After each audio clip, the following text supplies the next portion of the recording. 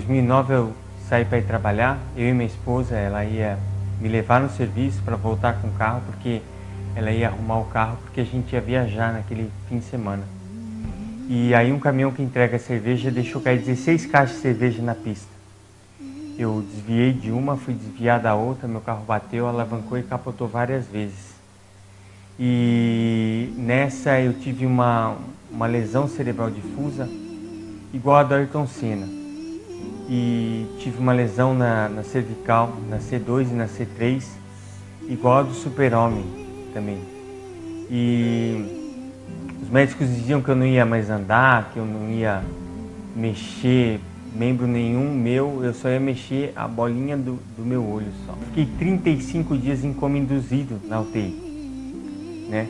E quando eu saí, eu ainda não lembrava de nada. Eu dormi em 2009 e acordei em março de 2010.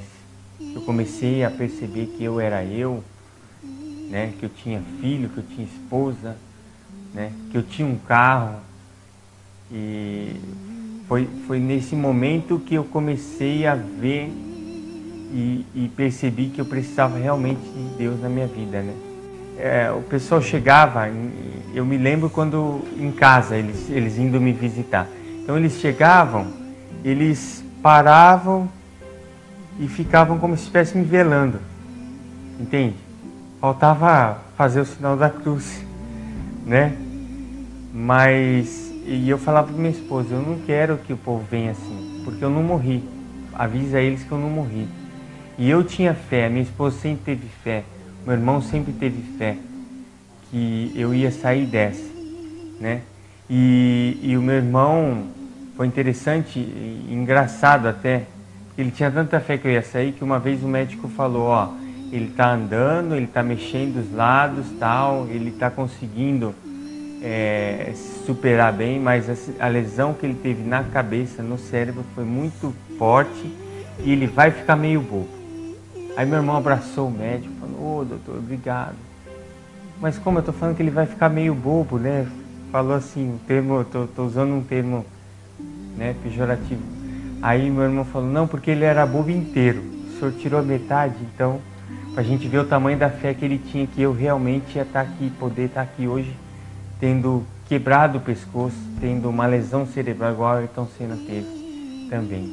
Eu acredito o seguinte, que depois que aconteceu tudo, eu entendi o seguinte, porque eu sempre ficava perguntando para Deus, por que Deus? Por quê? Por que eu? Eu sempre ajudei o meu pastor na igreja, sempre tive no louvor, sempre a gente acredita que para quem vai na igreja ou quem faz alguma coisa, nada vai acontecer.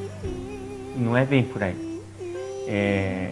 A gente tem que entender que Deus, Ele permite que as coisas aconteçam, mas Ele nunca vai te dar um fardo maior do que você pode suportar. E se Ele deixou eu passar por isso, é porque Ele sabia que eu ia conseguir, né? E eu louvo a Deus porque eu não podia orar, porque eu não sabia nem quem era eu.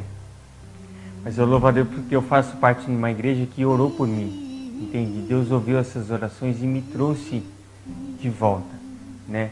E hoje eu estou tocando de novo na igreja, louvando a Deus com o instrumento que Ele me deu, que foi a bateria. E quando Ele fez eu tocar esse instrumento, Ele já pensava em tudo que eu ia precisar, porque o médico me disse que ele nunca tratou alguém que teve uma lesão como a minha, que tivesse vivo. Ele já começou por aí. E Ele falou também que Ele nunca tratou alguém que escapasse. Se a pessoa vivesse, ela ia ficar vegetando. Mas Ele nunca tratou de alguém que teve a lesão que eu tive, entende? E que tocasse esse instrumento, a bateria. Eu falo por quê? Porque a bateria, ela faz você trabalhar os dois lados do cérebro. Então ele acredita que por eu ter condicionado desde os 17 anos de idade que eu toco, o meu cérebro aprendeu a compensar, ele compensou. O que eu não ia conseguir fazer com a parte lesionada que eu estava, ele mandou o outro lado fazer. E hoje eu movimento normal, lado esquerdo, eu toco normal, bateria. Assim, não consigo tocar do jeito que eu tocava antes ainda, Mas como eu disse, Deus vai fazer 7 vezes mais na minha vida. Não deixe de acreditar. Deus tem prazer em fazer milagre. E muitas vezes um milagre para você não é um milagre meu. Um milagre meu para você não faz diferença nenhuma. Cada um tem o seu milagre. Então creia, eu acredito que Deus pode fazer. E mesmo porque depois que eu pensei que tinha acabado tudo, eu ainda tive uma estenose, onde o médico dizia que eu era uma bomba relógio ambulante.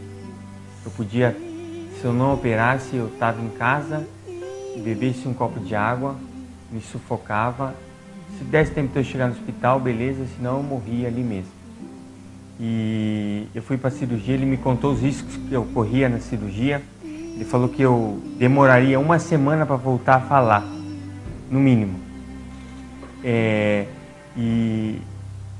E dessa 1 semana poderia ficar 15 dias, 1 mês, ou a vida inteira, sem voltar a falar, porque era muito próximo às cordas vocais.